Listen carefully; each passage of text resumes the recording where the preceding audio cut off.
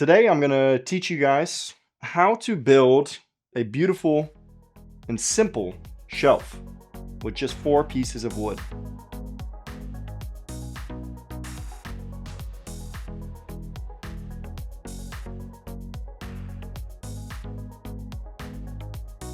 So what we have here are our 3 shelves and our 1 back support piece. All of them measure at 50 centimeters long and 12 centimeters wide. So, like I said, today I want to show you guys how to build a beautiful modern shelf out of just 4 pieces of wood. So what I did here was took some wenge that's going to be my back support piece, and I went ahead and drew kind of like a little wave on it, but that part is all up to you. I mean, that is completely your own design, whatever you would like to put on that back piece to just split this board apart and kind of give it a little bit more life. After that, you're going to want to mark out where your dados are going to go. So I went ahead and put my dados 7 centimeters from the top and bottom with 15 centimeters of space in between each shelf. Once you have those dados cut out, you can go ahead and bring it over to your bandsaw, or in my case, the jigsaw, since I don't own a bandsaw yet, and cut out that wavy pattern or whatever you came up with to really give this thing some character.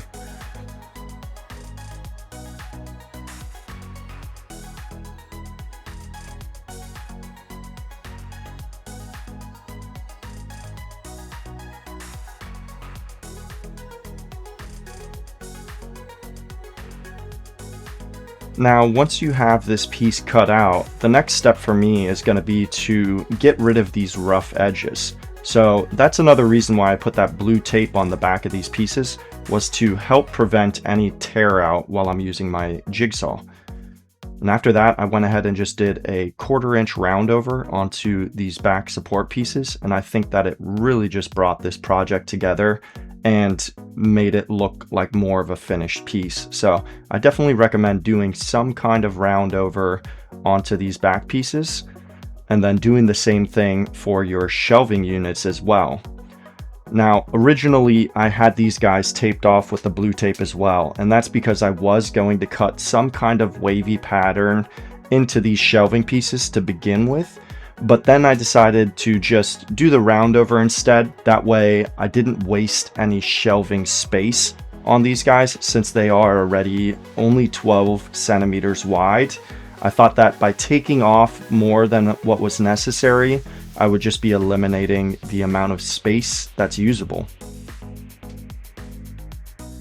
Now, I know you guys are sad that I didn't show you all of the sanding footage of what was put into this piece to get it to the desired finish that I wanted. That's alright, maybe next video you guys will see nothing but sanding.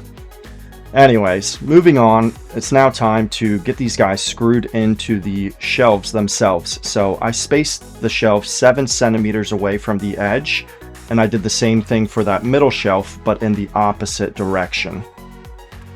As far as the spacing goes in between your 2 back support pieces, that is completely up to you as well, on how far away or how close you want those pieces to be. I think I ended up going with something around 4 centimeters in the middle, but I also didn't measure it. I just made sure that both the top and bottom were the same width to make sure that everything is nice and equal.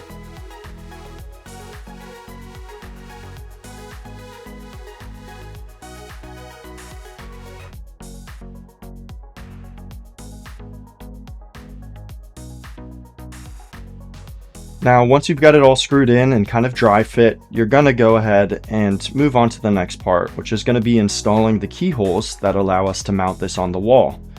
What I went ahead and did was marked 2 centimeters away from the top of the shelving unit, and then I just took a little piece of blue tape to kind of give me a better reference point. It can be kind of tricky to see the pencil mark on the wenge if you're not looking at it from the right angle. So I went ahead and traced these guys out and just got everything ready for the routing process. So just make sure to set your depth right. I do believe that I went a little too deep with mine on this one, but I was able to add some spacers in at the end and bring it to be flush with the surface. So next time I do this, I'll just make sure to triple check that my router depth is set to the correct depth.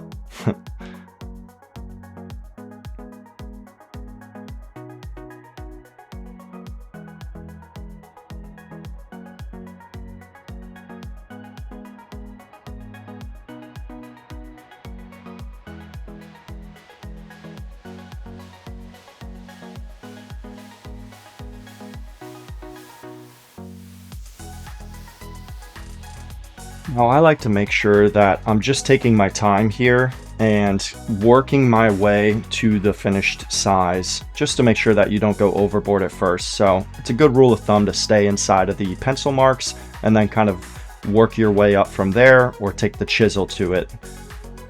And once you're done with that, you can take everything apart and you can start to apply your oil finish.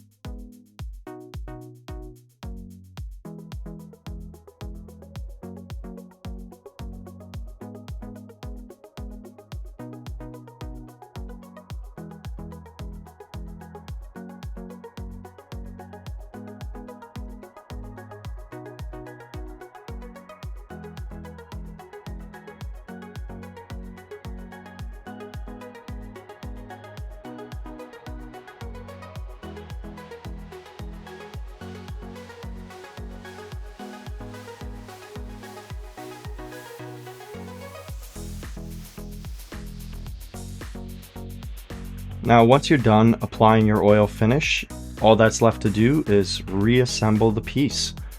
So in this case, everything was already pre-drilled and all we had to do was screw everything back together. And voila, after that, you're finished with this project and you're ready for the next. If you liked this video, make sure to hit that like button, subscribe while you're at it, and let me know what you guys want to see built next.